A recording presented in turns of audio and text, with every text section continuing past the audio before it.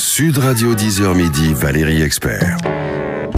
Et le vendredi, les livres avec Gérard Collard. Bonjour Gérard, comment ça va? Je ploie sous mon talon. Oui, sous votre talon, la muse des libraires, oui. le prince des librairies, voilà. Cela, oui.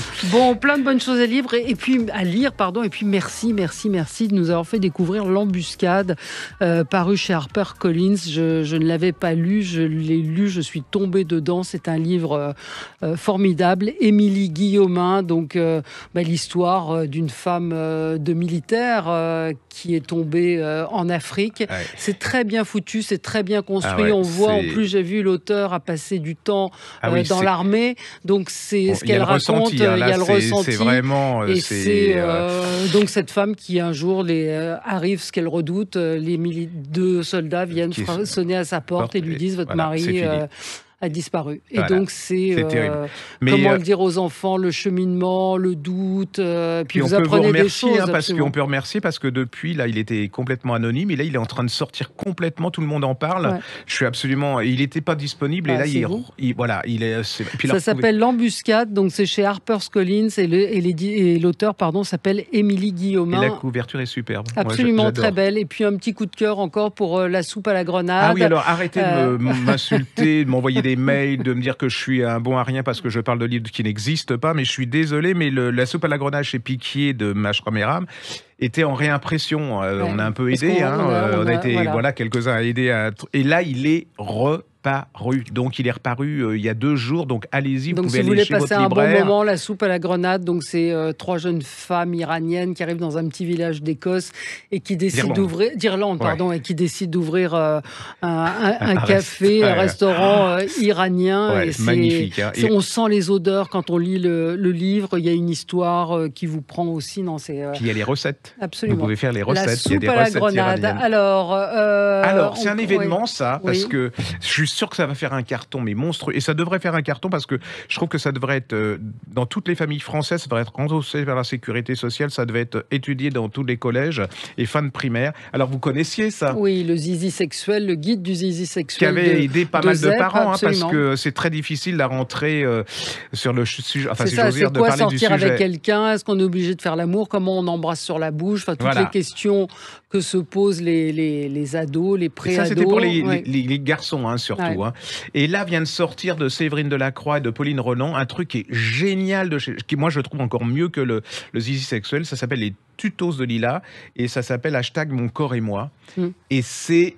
Alors, mais c'est vraiment complet. Alors, ça va de la fin du primaire jusqu'au collège. Et alors, c'est vraiment très précis. C'est-à-dire qu'avec des dessins, les ados et les enfants vont se retrouver parce que les uns sont pleins d'humour et tout, mais c'est plus précis que l'autre. C'est-à-dire que vous avez vraiment l'appareil génital, de la femme. Ça vous montre exactement ce que c'est. Elle vous explique plein de choses. À quoi ça sert le sommeil, et comment je me vois, comment je me sens. Il y a l'aspect psychologique et puis c'est très bien illustré. Et pourquoi on a le doigt de pied du grand-père. Et puis, mais des trucs très simples, par exemple, aux filles de pas paniquer, par exemple, si elles ont un sein qui grandit plus vite que l'autre, alors que ça arrive constamment, que s'il y a des pertes blanches, qu'est-ce que c'est? C'est vraiment qu'est-ce que c'est que les règles? Et alors, c'est pas neuneux, mais c'est à leur niveau.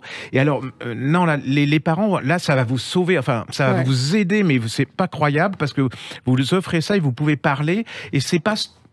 Ça survole pas, c'est vraiment complet. Allez-y, parce que ça, à mon avis, c'est l'événement de l'année au niveau des enfants et des ados. C'est vraiment le livre que vous devez tout savoir. Moi, j'ai été... Et puis, alors, il faut lire les BD de cette fille, parce que c'est trop drôle. Allez-y, c'est chez Delcourt. Vraiment, c'est, pour moi, un des événements de l'année. Bien dans sa tête, bien dans son corps, c'est... particulièrement pour les filles et toutes les questions sur l'évolution physique, pour les parents qui ne savent pas comment s'y prendre. Ça s'appelle Les tutos de Lila, Séverine Delacroix et Pauline Roland. Tiens, j'avais un coup de gueule que j'ai oublié, mais ça m'y fait penser, les éditions Milan qui ont donc... Ça commence à faire beaucoup de bruit, là. Qui ont donc décidé de changer un petit peu les illustrations. Et donc, le blanc et le méchant, donc, dans ces livres qui s'adressent à des enfants. Quand il y a un combat dans la cour, ce ne sont que 2 petits blancs.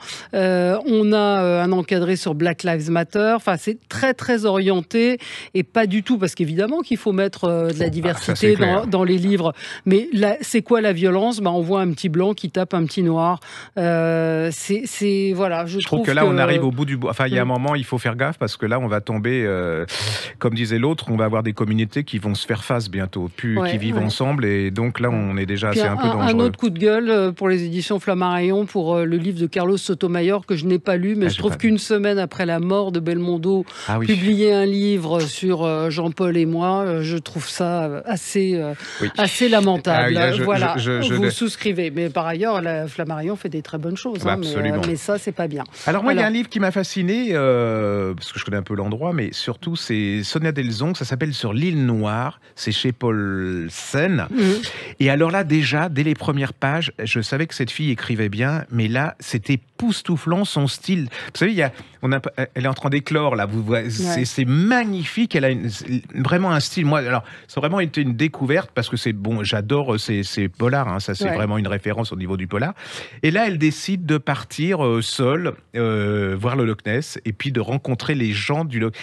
Je suis fasciné par ce bouquin. C'est-à-dire qu'elle vous prend par la main, vous ressentez tout ce qu'elle a ressenti, mais incroyablement. Il y a une galerie de portraits avec, par exemple, elle va rencontrer un vieil homme qui est sur le Loch Ness, et il est dans son bateau, et puis il lui propose de faire une balade.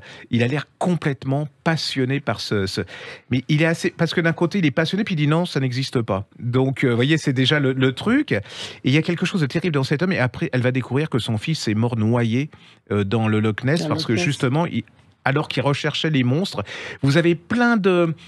En fait, c'est une super collection chez Paulsen où il demande à des écrivains d'investir, de retourner sur des lieux, parce que Paulsen, c'est plutôt de la découverte. Il y avait le livre d'Irène Frein, Je te suivrai en Sibérie, qui était extraordinaire, formidable. Qui est paru en J'ai lu, je vous le dis. Oui, vous l'avez dit la semaine dernière, je crois. Et puis Thierry Dussart, qui a fait Fantaisie vagabonde en Bretagne avec Flaubert. Donc c'est de retourner sur des lieux et de demander à un écrivain de raconter les lieux à leur manière, avec des personnages. Et là, vous êtes dedans, et alors il y a un voyage, comme ils disent sur la quatrième de couverture, c'est intérieur et extérieur, c'est le moment de le dire, parce qu'elle se pose des questions. Il y a plein de choses de réflexion sur le voyeurisme. Pourquoi on est tant fasciné par ces monstres alors que on est au 21e siècle. Enfin, allez-y, parce que moi, ça a été une découverte au niveau du style. Et puis parce que vous découvrez aussi toute la légende du Loch Ness avec les habitants. J'en sais toujours pas plus, c'est fascinant. C'est franchement... Sur l'île Noire, Sonja Delzong, et c'est chez Paulsen. 2 livres qui traitent de la maternité, en tout cas au sens large du terme. Ce qui gronde, de Marie Petit-Queneau. Alors c'est chez Flammarion, bravo à Flammarion cette fois-ci.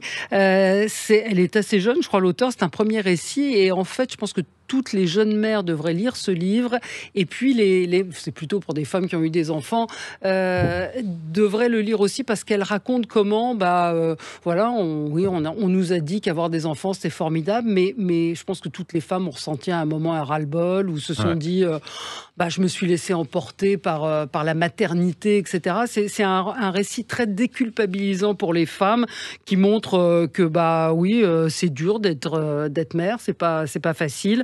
Donc elle s'adresse, une lettre ouverte à ses 3 enfants, et elle leur explique que quelle femme elle a été avant de les avoir. C'est très très beau récit, récit, et ce message qui est assez peu dit, quoi, à un moment où on peut se dire pas bien pensant.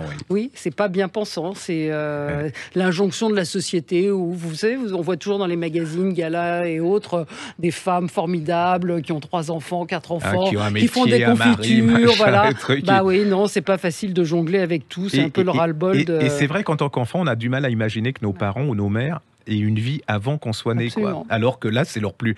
Je veux pas être méchant, mais souvent, c'est leurs belles années, quoi. C'était vraiment... L'injonction à trouver le bonheur dans la maternité. On doit être... Donc c'est vraiment un très, très beau récit. Ce qui gronde, Marie Petit-Queneau, c'est chez Flammarion. Alors, Paula Hawkins, vous savez, c'était la fille qui avait fait La fille du train. Moi, j'avais adoré La fille du train, ça ressemblait à de la Agatha Christie un peu sophistiquée américain. Puis l'autre, j'avais moyen aimé. Et là, ça s'appelle Celle qui brûle. Alors, Paula Hawkins, c'est un sommet du suspense psychologique. Si vous êtes du genre boum boum, plein de meurtres, du sang et trucs, n'y allez pas, c'est pas du tout ça. C'est la petite et puis elle vous balade, et puis par contre tous ces personnages ont une profondeur vraiment. C'est du, on les voit, c'est du coriace. Et là, c'est l'histoire on est à Londres, sur une péniche, on retrouve un jeune homme complètement lacéré de coups de couteau. Et là, vous allez avoir 3 personnes qui vont être Voilà, il y a une jeune fille. Alors, elle a été renversée quand elle était jeune. Du coup, elle en est restée, elle a eu un gros trauma. Donc, elle boite. Et puis surtout, elle est restée une petite enfant dans l'absolu. Et c'est elle qui s'avère être... c'est la coupable idéale. Elle a du sang, elle ne sait pas s'expliquer, elle se souvient plus. Évidemment. Oui, et puis il y a 2 autres personnages. Il y a une belle-mère, il y a une mère, et vous allez voir que. Alors, il y a le truc, c'est que quelques années avant, il y a eu un petit garçon, Ben, à qui il est arrivé quelque chose. Quelle est la corrélation entre Ben, le meurtre de ce jeune homme qui est un peu aussi bizarre, et les 3 autres personnages?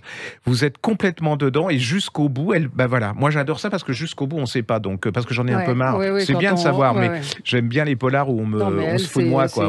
Voilà. Une reine du suspense. Voilà, c'est brillant, c'est délicat, c'est subtil. Donc, c'est vrai que si vous voulez du truc qui va vite, et c'est pas pour vous. Lisez le livre de Justine Lévy qui s'appelle Son fils. Alors, c'est la relation entre Antonin Artaud. Alors, même si vous ne connaissez pas cet écrivain, cet auteur de théâtre culte, que souvent génial, les gens n'ont jamais lu ou connaissent pas, absolument, mais c'est vraiment très très bien. Donc, c'est la relation entre sa mère et lui. Alors, il faut savoir que Justine Lévy, c'est la fille de Bernard-Henri Lévy. Moi, j'aime beaucoup ses livres à chaque fois. Gérard, non.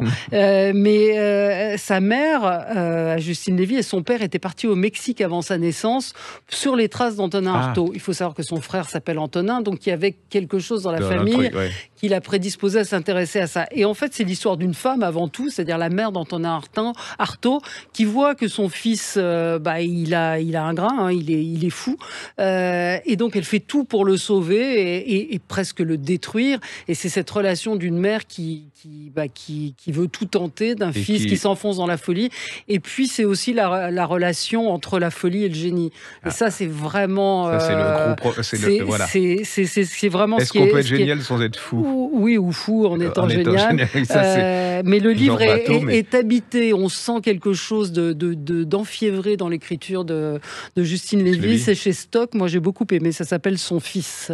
Un petit dernier encore Oui, alors passez pas à côté. C'est un monsieur que j'adore, Michel Bernard, qui a un style absolument sublime, qui avait fait Les 2 morts de Claude Monet, qui était un livre magnifique. Et là, il vient de ressortir Les Bourgeois de Calais. Vous nous en aviez parlé. J'en avais déjà.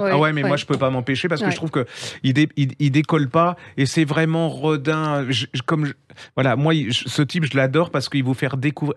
On arrive au génie, c'est-à-dire que cet homme, en fait, est-ce qu'il est fou, Rodin, et comment un petit bourgeois peut aider un génie à faire l'œuvre de sa vie, parce que Les Bourgeois de Calais, c'est l'œuvre de sa vie, et comment c'est la relation improbable entre ces 2 gens. C'est deux personnes, normalement, ils peuvent pas se rencontrer. Il y a l'homme de pouvoir bourgeois et tout, et puis il y a l'autre qui est dans son monde, et ils vont se rencontrer, ils vont se découvrir, et puis surtout ils vont se supporter. C'est absolument merveilleux, et je trouve que ça casse un peu le côté, vous savez, il y a le bourgeois d'un côté, puis il y a le génie de l'autre, et puis le bourgeois est un con qui comprend rien aux artistes, et là on se rend compte que on peut être bourge aussi artiste, comprendre les gens, et que voilà, et puis en plus, moi je trouve que c'est un des plus beaux styles français, personne n'en parle ou très très peu. Allez-y et relisez Les 2 morts de Claude Monet, qui est un chef-d'œuvre aussi. C'est un type il avait fait un livre sur Jeanne d'Arc, il fait son œuvre là, vous savez, tranquillos. Ça me fait penser à ces gens, ces petits maîtres qu'on appelle en peinture, dont personne ne parle, mais qui 2 siècles après, on en parle. Voilà, les 2 siècles après, ça n'a pas pris une ride, et on en parle toujours. Allez-y, lisez Michel Bernard. C'est comme le dernier Nathalie Reims. Lisez le dernier Nathalie Reims. C'était chez La Table Ronde, Les Bourgeois de Calais, et puis allez visiter le musée Rodin aussi, et Les Bourgeois de Calais, qui sont exposés dans le jardin. Vous pouvez même les voir de la rue. Voilà. Merci Gérard. On a fini pour aujourd'hui. Pas mal de choses pour tout le monde. Merci à vous. On se retrouve nous dans un instant pour commenter l'actualité. Sud Radio 10h midi, Valérie Expert.